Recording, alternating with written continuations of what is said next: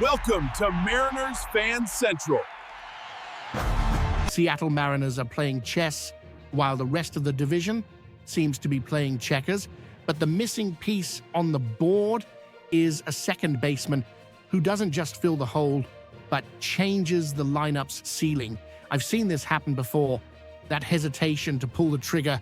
And if you want the truth that mainstream media doesn't have the guts to tell you about what's really going on behind the scenes in Seattle, you need to subscribe now so you don't miss any updates on this saga. The name that won't leave Jerry DiPoto's mouth is Brendan Donovan.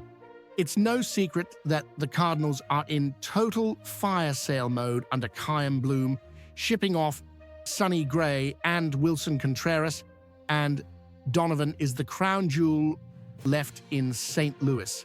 After losing Jorge Polanco to the Mets for $40 million, a move I honestly thought the front office should have avoided. The void at second base is a scream at T-Mobile Park. Josh Naylor is locked in for 5 years, which was a massive win, but without a contact guy like Donovan to protect Julio Rodriguez and Cal Raleigh, the lineup risks being way too predictable. The word is that the Mariners are willing to cross a line they rarely cross, giving up elite prospect capital to avoid touching the starting rotation. The talk is serious. The name of Jurangelo Sainche, our ambidextrous phenom and number 7 prospect, is on the table.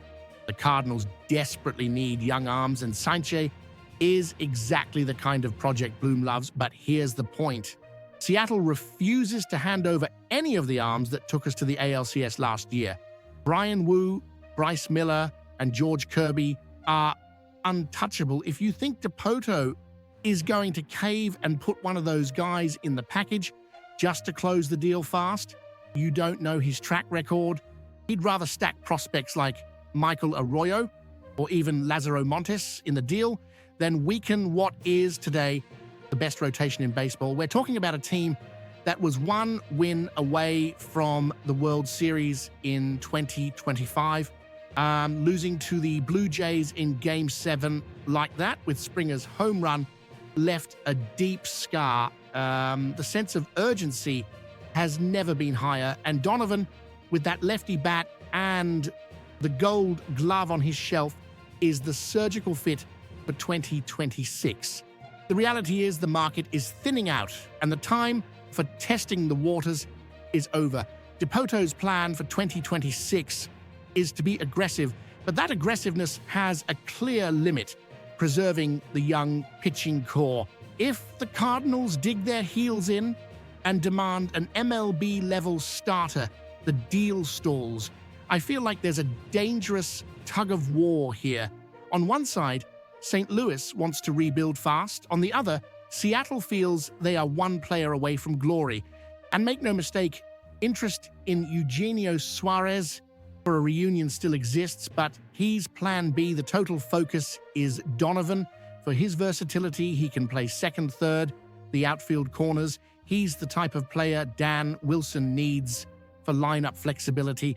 The problem is the Red Sox and Giants are also lurking.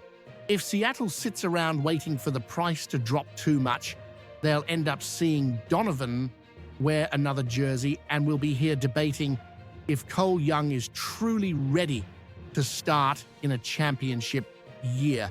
The investment in Josh Naylor showed the wallet is open, but the move for Donovan will define if 2026 is the year of almost or the year of the trophy. I see this trade as the final nail in the coffin for any doubts about this franchise's ambition. If you give up Sainche and Montes for 2 years of control on Donovan, you're telling the world the future is now. The numbers don't lie. Donovan's strikeout rate is incredibly low, exactly what our offense needs to stop leaving runners on base in clutch moments. The strategy is clear: trim the fat from the farm system to strengthen the top of the pyramid. But I ask you, is it worth sacrificing a generational talent like Sainche for a player who might just be a high-end complementary piece? Or is DiPoto overplaying a hand he can't afford to lose? Mariners Nation deserves to know if we're playing to win or just to compete. What would you do If you were in the GM's seat today, would you let Saintje go or risk starting the season with a question mark at second base? Comment below because I want to know if you still trust the process or if your patience ran out after that Game 7. Stay tuned here for the next bombs. The market is heating up and I won't stop until we have this roster set.